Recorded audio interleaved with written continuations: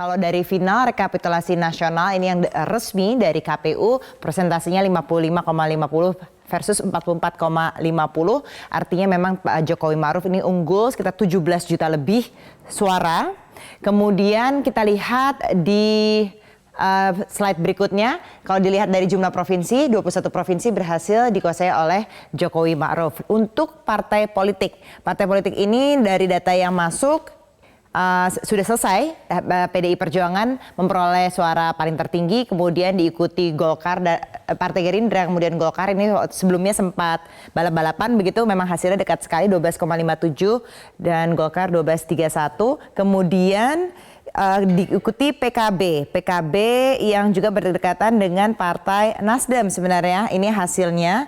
Kemudian disusul PKS, Partai Demokrat di 7,7%, PAN dan juga P3. Ini terakhir, ini adalah 9 partai yang berhasil melewati parliamentary threshold untuk pemilu 2019.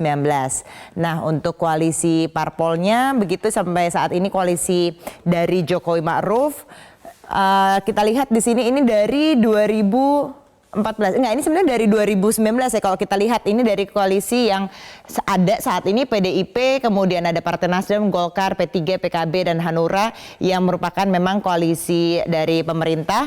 Nah, kemudian ini dari koalisi oposisi masih sama, ini kalau dari 2014 hingga 2019 masih ada Gerindra, PKS dan PAN. Memang dahulu Partai Demokrat ini di 2014 menjadi penyeimbangnya begitu, meskipun di 2019 sempat masuk menjadi koalisi Prabowo Sandi begitu. Tapi Partai Demokrat sendiri itu juga sudah menandatangani hasil pemilu dan juga Partai Amanat Nasional.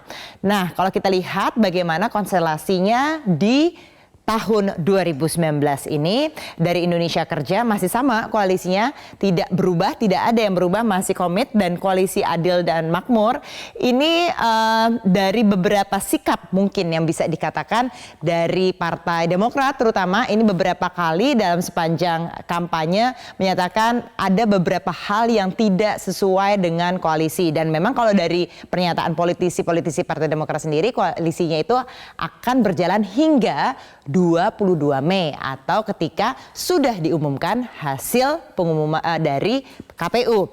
Nah, ternyata kan diumumkannya lebih cepat. Jadi bagaimana sebenarnya arah koalisinya kalau misalnya sudah ada hasilnya saat ini? Kemudian kita lihat berikutnya, seperti sudah habis ini dari slide yang kita punya. Kita langsung berbincang saja bagaimana kita dewasa untuk menghadapi hasil dari pemilu ini, karena dari kita lihat Capres Prabowo Subianto menyatakan bahwa menolak hasilnya dan juga katanya diumumkannya waktunya janggal begitu karena harusnya 22 Mei tapi kok malah dini hari begitu.